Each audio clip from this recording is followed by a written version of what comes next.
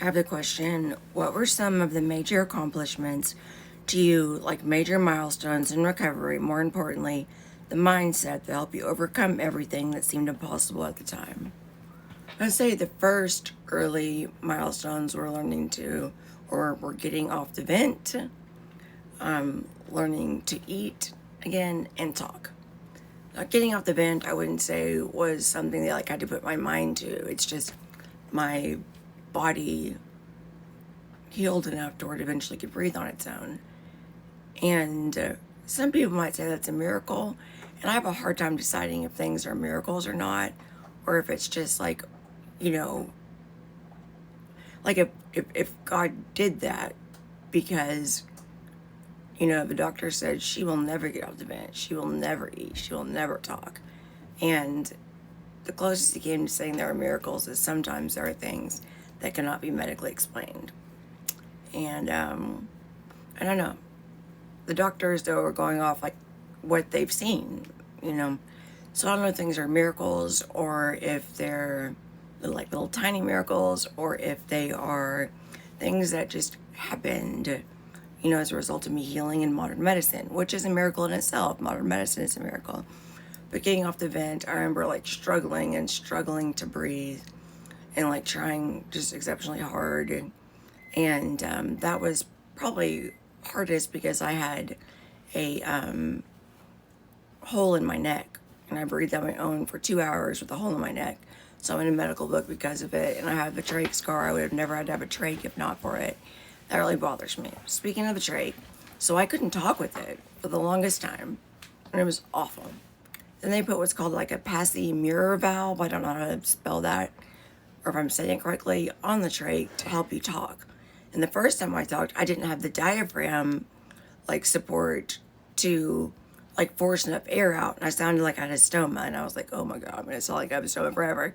And then just eventually, I guess I healed enough and kept breathing, deep breathing, those kind of exercises until I could push air through it and talk through it. Learning to eat was another thing. I remember asking the OOT who did it, will I ever be able to eat again? And she even said, I don't know. And I was shocked by that. I was like, surely I'll be able to eat again. But she didn't know. And she gave me a bunch of exercises that I constantly had to do. I don't remember them now. But to strengthen your throat, your swallowing. And at first I got moved to nectar, which sucks. It's not even applesauce or pudding. It's and not a liquid. It's just this thin, liquidy, gross, snot type of texture. It was awful. And I was still on a feeding pump at that point, even when I was in rehab. I was the only one there still at a feeding pump with me.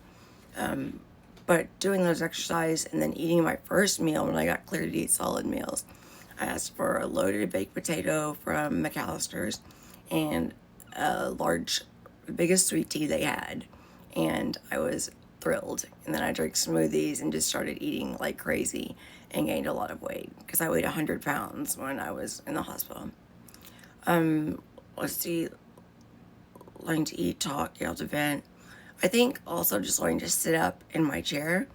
It sounds weird, but I was lying down in bed for so long when I was in the ICU. They would practice by having me sit in this chair, and mind you, it was reclined, okay? And I would panic every time because I would get in there and feel dizzy, like I was about to pass out, would pass out. The feeling of passing out or going to pass out is the worst. It is terrible, and I despised it every single time.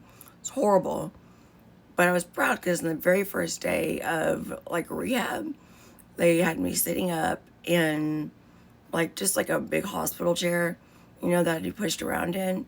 And I remember being so exhausted by the end of the day because my little neck even was so weak that my head was bobbing and my shoulders are so weak. And I remember being grateful that I forced myself, or they forced me, to sit in that chair every day and do that.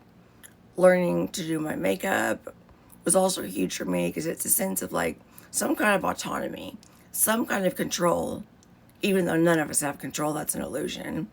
We can only control how we react. We can't control what happens to us. for the most part.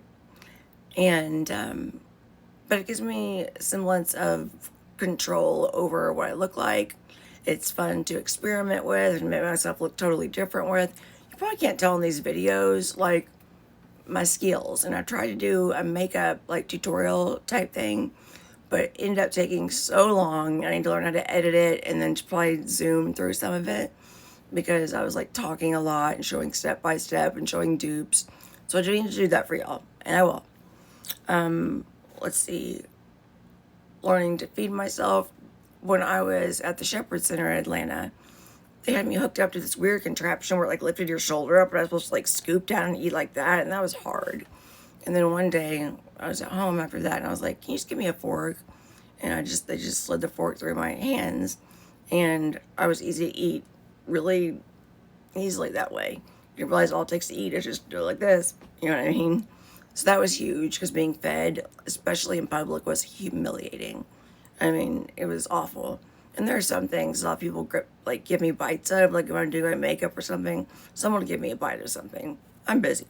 I got shit to do. And some things are harder to pick up than others. Being able to eat and do my makeup are huge. I'm trying to think of something else. Oh, just learning to, like, wash my face, do my skincare, all of that. Skincare to me is like a ritual. Like, I love doing it. That's also why I probably look a lot younger than 41, or at least I like to tell myself that because other people have told me that.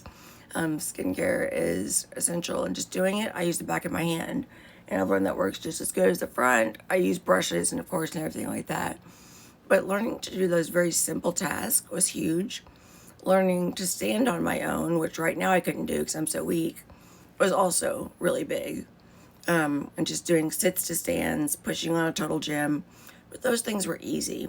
If you're asking me, like, the mindset in the beginning, it was I didn't have a choice. The beginning was, what else was I supposed to do? I had no choice.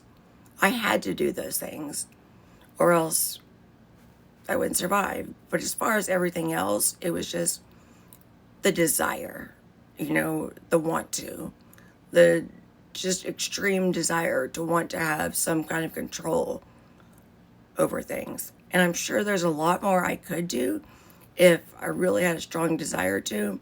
I used to be able to get, like, a shirt on basically over me, with the hardest part was trying to figure out, like, what holes go where and, like, where my head was. I was like, what am I doing? Like, I can't see this.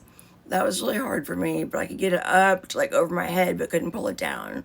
So there's probably other things that I could do that I just haven't really explored yet. And that's going to take more Botox in my limbs, like I was talking about, because I'm very stiff. They're going to get my pecs, which are really tight. They're going to get my hands, which will loosen them up. Back of my quads, the back of my, my hamstrings. Shut up, Beth. My calves and my feet, because my feet kind of curl in and do that. But I think learning to do those very simple tasks has been absolutely life-changing. And once I learn how to use my real camera and edit and do all those things, I think that's also going to be life-changing. And when I get back in therapy, I'll get stronger and regain those abilities and learn to do more. Like learning to kick my own butt was pretty cool. Did it the first time I tried, if you've seen that video. Learning to hold things just in general is huge because my hands are either too tight or too loose. So I hope to answer your question. The mindset is just desire. It's just, you can't stand people doing everything for you, and you want to eat. That's another thing. You want to eat and you want to feel pretty. And as a woman, I think that's what helped me achieve those accomplishments.